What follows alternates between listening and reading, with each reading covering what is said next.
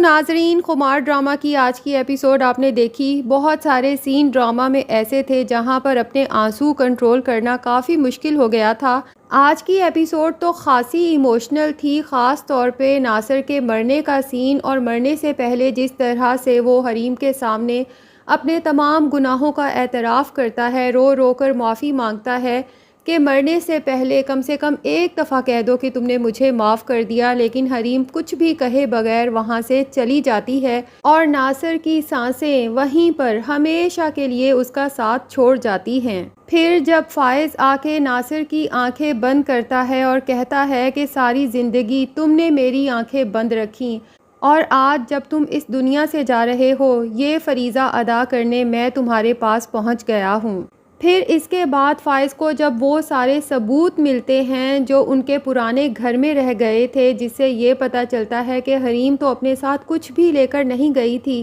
اور جاتے ہوئے جو اس نے سامان پیک کیا تھا اس میں سب سے اوپر اس نے اپنی وہ فوٹو رکھی تھی جس میں حریم اور فائز ساتھ تھے، ان کی شادی ہو رہی تھی، اور حریم کا موبائل بھی اسی گھر میں رہ گیا تھا، یعنی کہ وہ موبائل حریم کے استعمال میں نہیں تھا، جس سے فائز کو میسیجز آتے تھے کہ میں نے تو تمہیں دولت مند انسان سمجھ کے تم سے شادی کی تھی، لیکن تمہارے گھر میں آ کر تمہاری اوقات پتہ چلی اور یہ بھی پتہ چل گیا کہ تم اتنے امیر نہیں ہو جتنا میں نے تمہیں سوچا تھا۔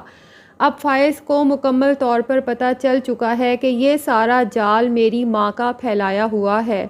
فائز جب گھر داخل ہوتا ہے تو اس کی ماں فائز کا چہرہ دیکھ کر ایک دم سے پریشان ہو جاتی ہے، اور دل میں پہلا کھٹکا یہی آتا ہے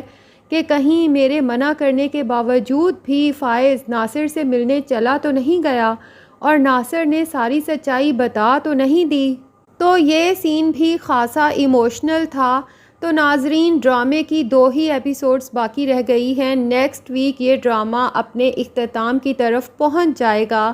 اور بیچاری کہکشاں بیگم جو حریم کو فائز کی زندگی سے صرف اس لیے نکالنا چاہتی تھی کہ وہ لڑکی خوبصورت ہے اور میرے بیٹے کو اس سے بے تحاشا محبت ہے، جو کہکشاں بیگم سے برداشت نہیں ہوتا تھا۔ اسے یہ لگ رہا تھا کہ اس لڑکی کی محبت میرے بیٹے کو مجھ سے دور کر دے گی، اس سے پہلے کہ کچھ ایسا ہو میں اس لڑکی کو ہی اپنے بیٹے کی زندگی سے دور کر دیتی ہوں۔ تو جناب، دکھایا یہ گیا ہے کہ بے شک وہ اپنے پلان میں کامیاب ہو گئی، حریم کو فائز کی زندگی سے دور کر دیا، لیکن جب کوئی انسان کسی کے لیے کنواں کھود رہا ہوتا ہے تو اسے یہ نہیں پتا ہوتا کہ اس کنویں میں میں خود بھی گرنے والا ہوں۔ یہی ہوتا ہے کہکشاں بیگم کے ساتھ کہ حریم فائز کو چھوڑ جاتی ہے، اور فائز بھی اپنی ماں سے کہہ دیتا ہے کہ آج کے بعد مجھے اپنا بیٹا مت کہنا، میں آپ کو چھوڑنے والا ہوں۔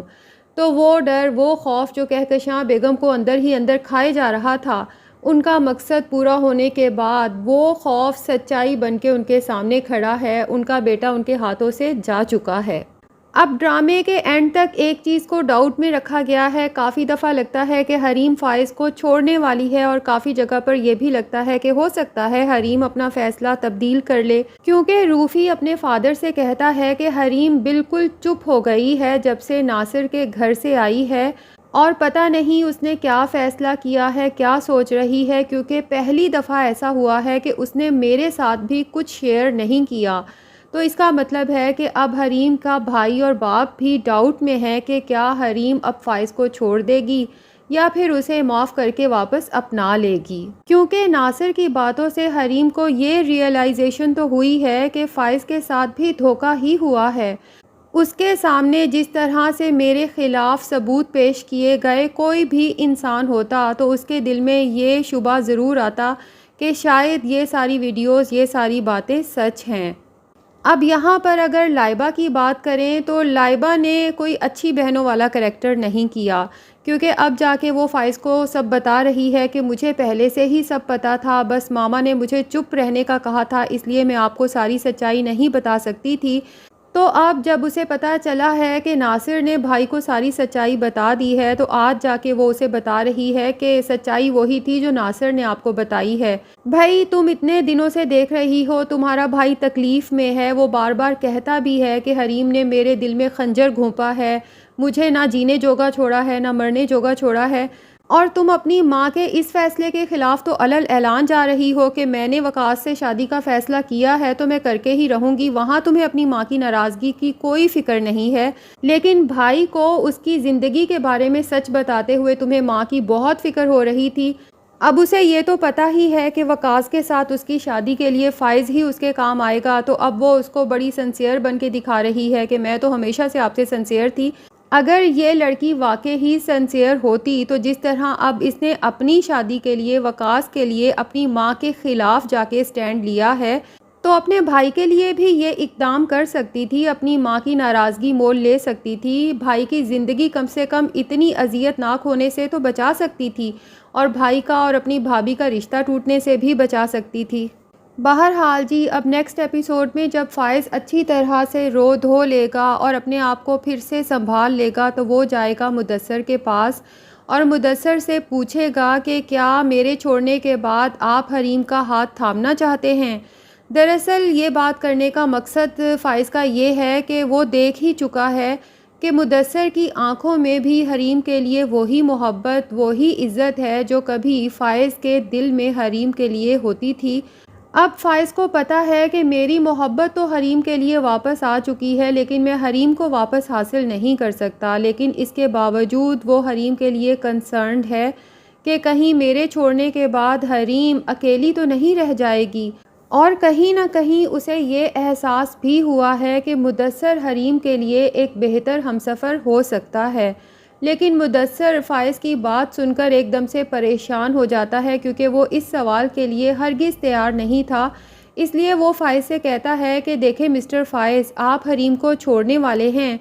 اس کے بعد حریم اپنی زندگی کے لیے کیا فیصلہ کرتی ہے، دس از ہر پرسنل میٹر، بہتر یہی ہے کہ آپ اس طرح کے سوال جواب نہ کریں۔ ہو سکتا ہے کہ فائز مدثر کے سامنے کنفیس کرے کہ میں بھی آپ ہی کی طرح حریم کو چاہتا تھا، حریم کی عزت کرتا تھا، لیکن مجھ سے غلطی یہ ہوئی کہ میں نے اپنی محبت پر یقین کرنے کی بجائے لوگوں پر یقین کر لیا، جھوٹ پر یقین کر لیا۔ بس آپ سے یہی ریکویسٹ کروں گا کہ اگر آپ حریم کو اپنائیں تو کبھی اس پر شک مت کریے گا، کبھی اسے تکلیف مت دیجیے گا۔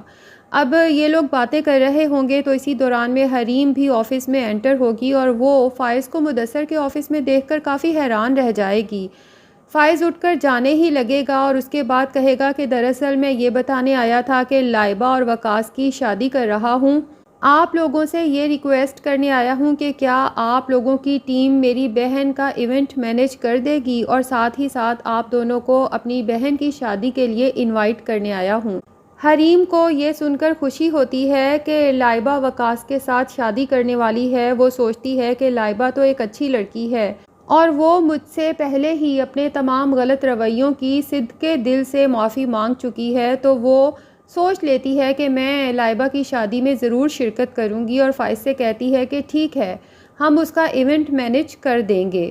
اب حریم جب لائبہ کے فنکشن پہ جائے گی تو اسے بہت ساری دعائیں دے گی، لیکن لائبہ یہ بات نوٹ کرے گی کہ بظاہر تو حریم بھابھی خوش نظر آ رہی ہیں، لیکن ان کی آنکھوں میں ایک بے چینی، ایک اداسی ہے۔ تو وہ حریم سے کہہ ہی دے گی کہ مجھے پتا ہے آپ نے فائز بھائی کو چھوڑنے کا فیصلہ تو کر لیا ہے، لیکن اندر ہی اندر آپ اپنے فیصلے پر بہت اداس ہیں، اور میں آپ کو یہ بھی بتانا چاہوں گی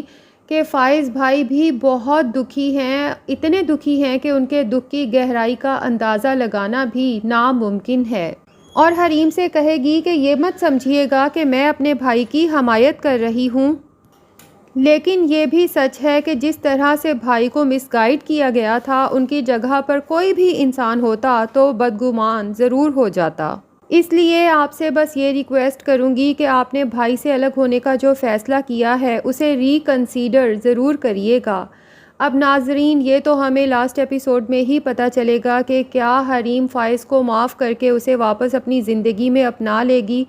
یا پھر فائز کو چھوڑ کے مدثر کے ساتھ ایک نئی زندگی کا آغاز کر لے گی، جبکہ ہمیں یہ تو پتہ ہی ہے کہ صرف فائز ہی حریم سے محبت نہیں کرتا بلکہ حریم بھی فائز کو بہت زیادہ چاہتی ہے۔ آپ سب کا اس کے بارے میں کیا خیال ہے؟ کمنٹ سیکشن میں اپنی رائے کا اظہار ضرور کریں، اور اگر آپ ہمارے چینل پہ نئے ہیں تو پلیز چینل کو بھی سبسکرائب کر لیں۔